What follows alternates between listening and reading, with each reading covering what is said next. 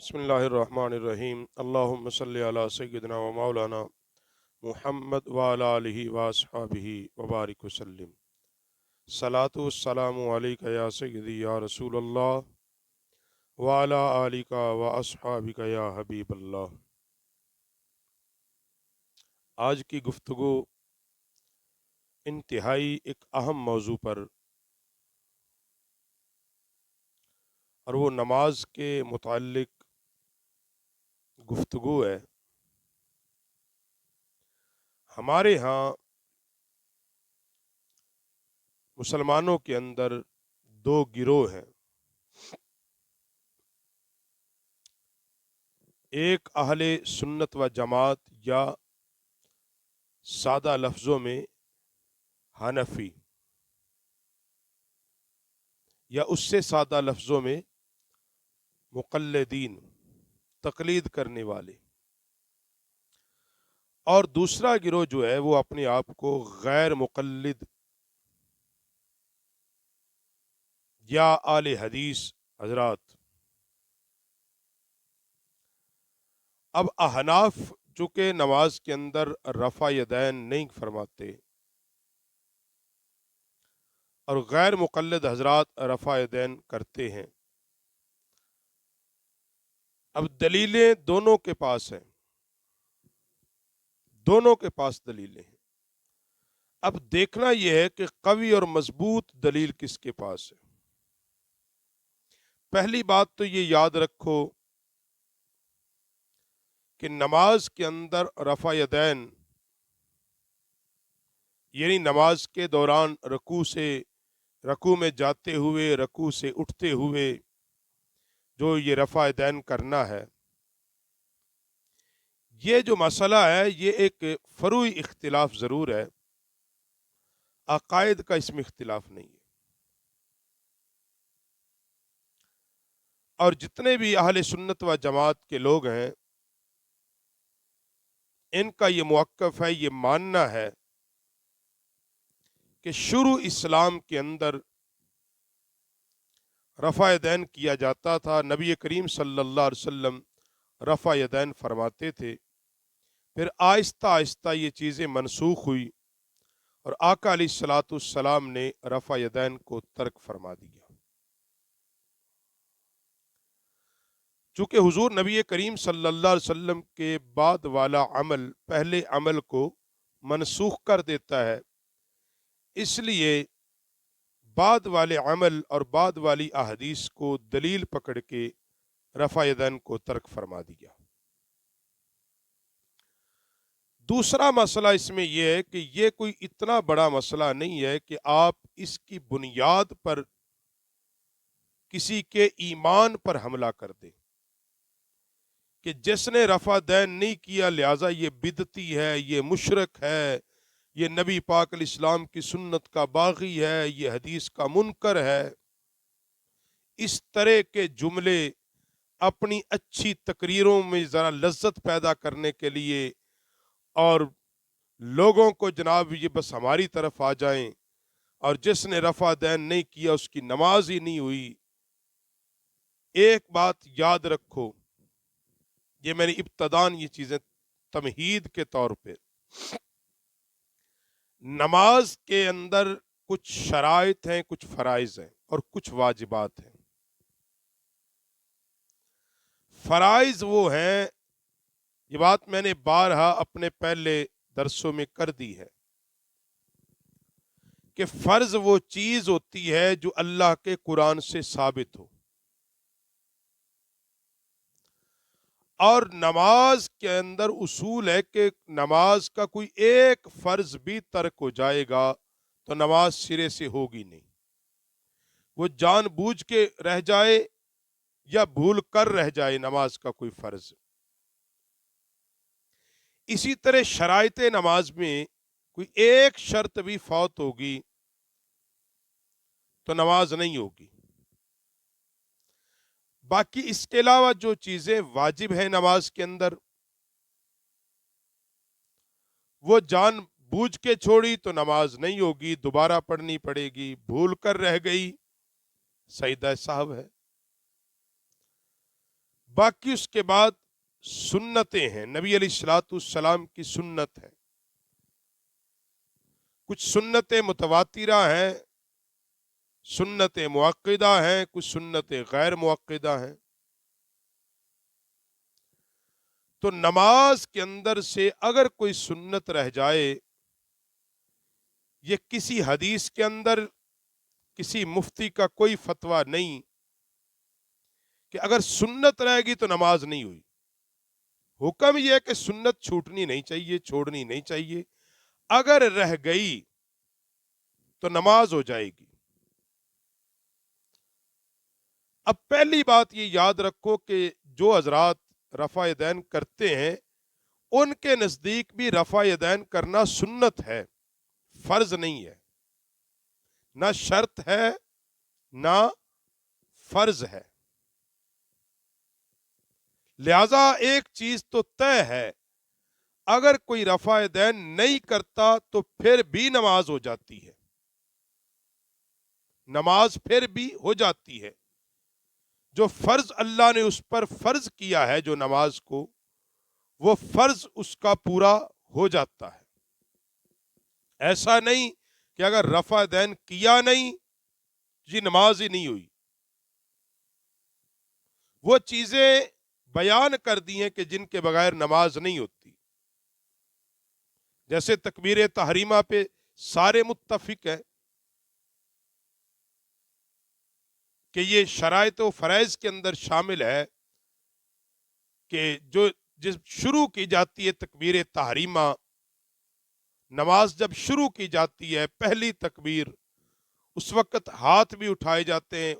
رفع یدین کیا جاتا ہے، بالاتفاق سب کے نزدیک یہ جائز ہے، اور یہ نماز اس کے بغیر اگر کریں گے تو نماز نہیں ہوگی۔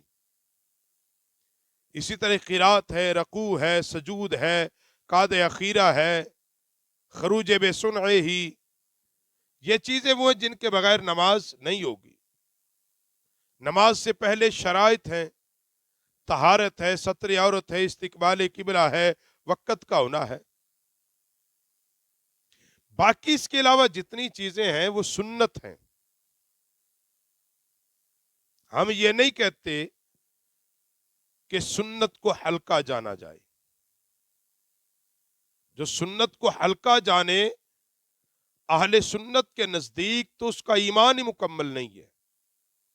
اور بعض مفتیان اکرام نے تو یہ یہاں تک فتویٰ دیا، جس نے نبی علیہ السلام کی سنت کو حقارت کی بنیاد پر ہلکا جانا وہ اسلام سے خارج ہے، اس کا اسلام سے تعلق کوئی نہیں۔ اب تمہیداً گفتگو جو میں نے یہ ساری کی ہے، ایک چیز طے ہے کہ رفع یدین جو کرتے ہیں حضرات ان کے نزدیک بھی سنت ہے، فرض نہیں ہے، لہذا بغیر رفع یدین کے بھی نماز پڑھیں گے تو نماز ہو جائے گی۔ اب اولین اسلام میں چونکہ رفع یدین کیا جاتا تھا، پھر آہستہ آہستہ بعد میں نبی علیہ السلام نے اس کو ترک فرما دیا۔ اب اس پہ دلیل کیا ہے؟ جب ایسی دلیل جب پیش کی جائے تو کہتے ہیں ہر اس دلیل کو رد کر دیتے ہیں اور ضعیف قرار دے دیتے ہیں کہ جو غیر مقلدین حضرات کے عقیدے کو سوٹ نہ کرے، ان کے نظریات کو سوٹ نہ کرے۔ حالانکہ حضرت عبداللہ ابن مسعود رضی اللہ تعالیٰ عنہ میرے نبی کریم صلی اللہ علیہ وسلم کے یہ پیارے صحابی ہیں، پہلے آپ ان کی شخصیت کے متعلق سن لیں، اور یہ حدیث ترمذی کے اندر، ابو داؤد کے اندر، نسائی کے اندر، ابن ابی شیبہ کے اندر یہ حدیث موجود ہے۔ اور پھر بخاری شریف کے ایک حدیث کا حوالہ دینا کہ دیکھو بخاری شریف میں آ گئی ہے، یہ بات یاد رکھو کل دین بخاری کے اندر تو نہیں ہے نا، یا امام بخاری نے کہیں یہ لکھا ہے کہ جو بات میری بخاری میں آ گئی بس کل دین یہی ہے، اس کے علاوہ کہ کہیں اور سے نبی پاک کی حدیث ملے تو اس کو نہ لیا جائے، یہ تو کہیں بھی امام بخاری نے نہیں کہا۔ اور پھر امام بخاری پہلے آئے ہیں یا امام اعظم ابو حنیفہ پہلے آئے ہیں؟ جی امام اعظم ابو حنیفہ پہلے ہیں۔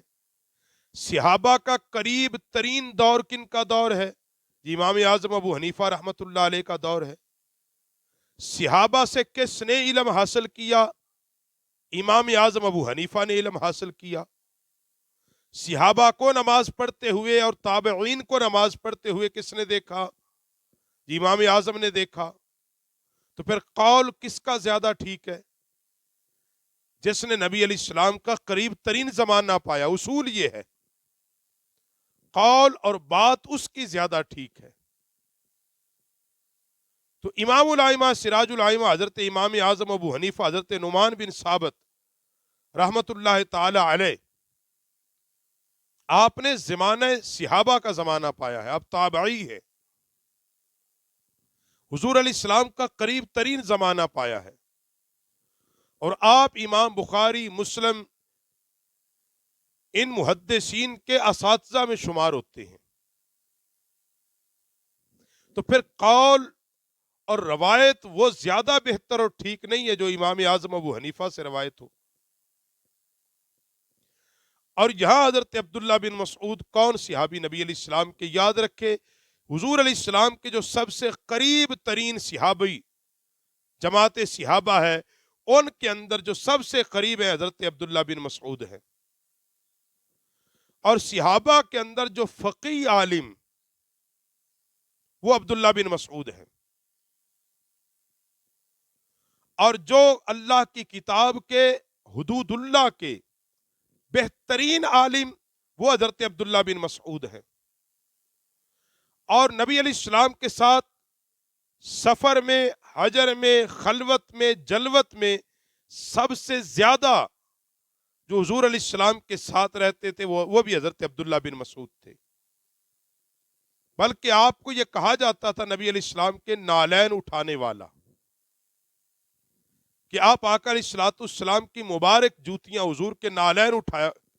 جب حضور علیہ السلام اتارتے اٹھا کے ساتھ رکھ لیتے۔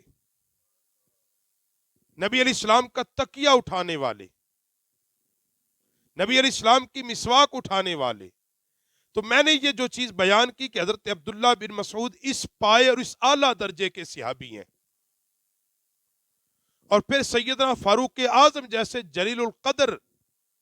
امیر المومنین نے فقہا صحابہ کے اندر آپ کے نام کو درج فرمایا، مفتی صحابہ کے اندر آپ کا نام لکھا، کیونکہ حضرت عبداللہ بن مسعود کی خاصیت یہ ہر وقت نبی علیہ السلام کے ساتھ اس لیے رہتے کہ میں وہ علم حاصل کر سکوں اللہ کی کتاب کا، جو کتاب مصطفیٰ کریم پر نازل ہوئی ہے۔ تو حضرت عبداللہ بن مسعود فرماتے ہیں کہ ایک بار صحابہ کے سامنے حضرت عبداللہ بن مسعود نے فرمایا کہ میں تمہارے سامنے نبی علیہ السلام کی نماز نہ پڑھوں جیسی کہ حضور نے نماز پڑھی تھی، میں آقا کریم صلی اللہ علیہ وسلم کے طریقے پر نماز پڑھ کر نہ دکھاؤں؟ تو صحابہ نے عرض کی کیوں نہیں، دکھائیں۔ تو آپ رضی اللہ تعالیٰ عنہ نے نماز پڑھی، اس میں سوائے تکبیر تحریمہ کے کبھی ہاتھ نہیں اٹھائے، یعنی تکبیر تحریمہ میں جو ہاتھ اٹھائے جاتے، رفع دین کیا جاتا ہے، اس کے سوا آپ نے ہاتھ نہیں اٹھائے۔ اور امام ترمذی نے کہا ابن مسعود کی حدیث حسن ہے، یہ حدیث ضعیف نہیں ہے، ٹھیک ہے۔ اور اسی حدیث پر علماء صلحاء جمہور علماء تابعین کا عمل رہا ہے۔ اور جو حدیث بیان کی جاتی ہے حضرت وائل کی حدیث کے، انہوں نے نبی کریم صلی اللہ علیہ وسلم کی نماز پڑھ کے دکھائی، اور انہوں نے رفع یدین کیا جب نماز کو شروع کیا، جب رکوع میں جاتے ہوئے اور رکوع سے اٹھتے ہوئے۔ تو حضرت برا رضی اللہ تعالیٰ فرماتے ہیں کہ نبی کریم صلی اللہ علیہ وسلم کو ہم نے دیکھا کہ آقا علیہ السلام تکبیر کے وقت ہاتھ اٹھاتے ہوئے ہم نے دیکھا، اور اس کے علاوہ سرکار نے کبھی ہاتھ نہیں اٹھائے۔ اب وہ صحابہ جنہوں نے ابتدائی اسلام میں نبی علیہ السلام کو دیکھا رفع یدین کے ساتھ نماز پڑھتے ہوئے، اب ممکن ہے کیونکہ بعض صحابہ حضور کی بارگاہ میں آئے، کلمہ پڑھا، چند دن ٹھہرے، دین کی ابتدائی چیزیں سیکھی، اور نبی علیہ السلام نے فرمایا اب تم اپنے علاقے میں جا کے دین کا کام کرو، اور دوبارہ ان کی زندگی بھر حضور سے ملاقات ہی نہیں ہوئی۔ ایسے صحابہ بھی تھے۔ تو وہ صحابہ جنہوں نے وہ زمانہ دیکھا ہے کہ جب حضور رفع دین کر رہے تھے، وہ اسی بات پر قائم رہے۔ مگر عبداللہ بن مسعود جیسا جلیل القدر صحابی جو نبی علیہ الصلوۃ والسلام کے ساتھ آخری زمانے تک موجود رہا، اور حضرت مولا کائنات علی المرتضیٰ کا عمل پاک بھی تھا، بغیر رفع یدین کے آپ نماز ادا کرتے، صرف تکبیر تحریمہ پر ہاتھ اٹھاتے تھے۔ اور پھر اسی کے بارے میں جب حضرت علقمہ سے یہ بات پوچھی گئی کہ بیان کر رہے تھے رفع یدین کے بارے میں، کہ وہ فرماتے کہ جب حضرت وائل کے متعلق کہا گیا کہ وہ رفع یدین کر رہے تھے تو انہوں نے بڑے سخت ناراض ہوئے۔ انہوں نے کہا انہوں نے نبی علیہ السلام کو ایک بار رفع یدین کرتے ہوئے دیکھا، اور حضرت عبداللہ بن مسعود جنہوں نے 50 بار نبی پاک کو دیکھا کہ رفع یدین نہیں کر رہے تھے، 50 بار دیکھا کہ وہ رفع یدین حضور نہیں کر رہے تھے۔ اور پھر فرماتے کہ حضرت عبداللہ بن مسعود رضی اللہ تعالیٰ وہ صحابی ہیں کہ جس قدر زیادہ نمازیں حضرت عبداللہ بن مسعود نے نبی کریم علیہ السلام کے ساتھ ادا فرمائی، شاید کسی اور صحابی نے اتنی نمازیں حضور کے ساتھ نہ پڑھی ہوں، حضور کی امامت میں نہ پڑھی ہوں۔ تو اس لیے جمہور اور پھر امام اعظم ابو حنیفہ رحمۃ اللہ علیہ تعالی علیہ جب مدینہ النبی میں گئے ہیں تو وہاں کیا دیکھا ہے کہ بغیر رفع یدین کے صحابہ نماز پڑھ رہے ہیں۔ اگر صحابہ کی جماعت رفع یدین سے نماز پڑھ رہی تھی تو لازمی بات ہے کہ حضرت امام اعظم جیسا انسان وہ اس کا کیسے انکار کرتا بھائی؟ انہوں نے یہ بات دیکھی کہ وہاں جمہور وہ لوگ موجود ہیں جنہوں نے صحابہ کی زیارت کی ہے، امام احمد بن حنبل جیسا انسان موجود ہے، وہاں وہ شخصیات وہ ہستیاں موجود ہیں کہ جنہوں نے نبی علیہ السلام کی زیارت کی ہے، اور وہ لوگ موجود ہیں جنہوں نے نبی علیہ السلام کے صحابہ کی زیارت کی ہے اور صحابہ کو دیکھا ہے نماز پڑھتے ہوئے، تو وہ جو نماز پڑھ رہے ہیں بغیر رفع یدین کے پڑھ رہے ہیں، بغیر رفع یدین کے نماز پڑھ رہے ہیں۔ تو اس سے پتا چلا کہ نبی علیہ السلام کی آخری زندگی میں رفع یدین کو منسوخ کر دیا گیا۔ حضور علیہ السلام کے آخری ایام میں حضور نے جو نمازیں ادا فرمائی بغیر رفع یدین کے ادا فرمائی ہے، کیونکہ بعض اولین زمانہ اسلام میں چیزیں نبی علیہ السلام نے کرنے کا حکم دیا، بعد میں آقا علیہ الصلوۃ والسلام نے ان چیزوں کو ترک کیا۔ میں چند ایک مثالیں رکھ دیتا ہوں۔ نبی علیہ الصلوۃ والسلام نے فرمایا آگ پر پکے ہوئے جب کھانا کھاؤ، کھانا کھانے کے بعد وضو لازم ہے، مگر بعد میں خود نبی کریم صلی اللہ علیہ وسلم کا عمل رہا کہ آقا علیہ السلام نے کھانا کھایا اور ایک حدیث میں گوشت کھایا تو آقا علیہ السلام نے اسی وضو کے ساتھ نماز ادا کی، کلی کی۔ تو اب یہ سارے جتنے بھی غیر مقلدین ہیں، جتنے بھی لوگ ہیں، وہ پہلی حدیث کو تو نہیں لیتے۔ یہ آگ پہ پکا ہوا جو کھانا ہے اسے کے بعد وضو کریں، تو آپ گرم پانی سے دھڑا دھڑ سردیوں میں وضو نہیں کرتے، وہ آگ سے گرم ہوتا ہے، دھڑا دھڑ کرتے ہیں۔ کیوں پوچھے تو کہتے دیکھو جی نبی کریم علیہ الصلوۃ والسلام نے کھانا کھانے کے بعد وضو نہیں فرمایا، تو آگ پہ جو چیز پکتی ہے اس کے کھانے سے یا اس کے استعمال سے آپ کا وضو نہیں ٹوٹتا۔ پھر وہی چاہتے ہیں کہ دیکھو یہ وضو توڑنے والی چیزیں تو بیان ہو چکی ہیں، تو بھئی یہی ہم عرض کر رہے ہیں۔ اسی طرح نبی کریم علیہ الصلوۃ والسلام نے پہلے قبرستان جانے سے منع فرمایا اور بعد میں جانے کا حکم ارشاد فرما دیا، آقا علیہ السلام نے جانے کا حکم ارشاد فرما دیا۔ تو اس طرح نبی کریم علیہ الصلوۃ والسلام اولین زمانے میں حکمت کے تحت کچھ فرمان ارشاد فرمائے، کچھ کام کیے کرنے کا حکم دیا، مگر جو دین مکمل ہو گیا تو نبی علیہ الصلوۃ والسلام نے پھر ان چیزوں کو ترک فرمایا اور دوسری چیزوں کو کرنے کا حکم ارشاد فرمایا۔ تو اسی نشست پر باقی درس ممکن ہے چلیں تو آج کی نشست میں جو بات ہم نے کی ہے حضرت عبداللہ بن مسعود کی احادیث کو لے کر، اب یہ کہنا غیر مقلدین کا نعوذ باللہ من ذالک کہ ایسے تو وہ جان چھڑا نہیں سکتے تھے، ماننی پڑنی تھی، اب کہنا جی حضرت عبداللہ بن مسعود بھول جاتے تھے، ان کی حدیث ضعیف تھی، ان کے راوی ٹھیک نہیں تھے، ان کو بھولنے کی عادت تھی، انہوں نے پہلے وہ نہیں کرتے تھے بعد میں وہ کرتے تھے، اور پہلے وہ کرتے تھے بعد میں ترک کر دیا، اب یہ صحابی رسول پہ الزام اور تہمت لگا دی، یعنی اپنی ہٹ دھرمی، اپنی بات کو ٹھیک ثابت کرنے کے لیے صحابی رسول کو ہی کہہ دیا بھولنے والا تھا، بھی تم نہیں بھولے، اور جو حضور صلی اللہ علیہ وسلم کے پیچھے جنہوں نے نماز پڑھی، حضور کی بارگاہ سے علم لیا، نبی کریم علیہ الصلوۃ والسلام سے دین سیکھا، حدود اللہ سیکھی، فقیہ عالم بنے، عاقل عالم بنے، سکھ عالم بنے صحابہ کے اندر، اس کے متعلق تم نے کہہ دیا کیونکہ اس نے کہہ دی، وہ حدیث بیان کر دی جو تمہارے عقیدے کو سوٹ نہیں کرتی تھی، تمہارے عمل کو سوٹ نہیں کرتی تھی، لہذا کہہ دیا ہم حدیث ہی نہیں مانتے، اور یہ رٹ لگا لگا کے لوگوں کو حدیث کا منکر بنا دیا ہے۔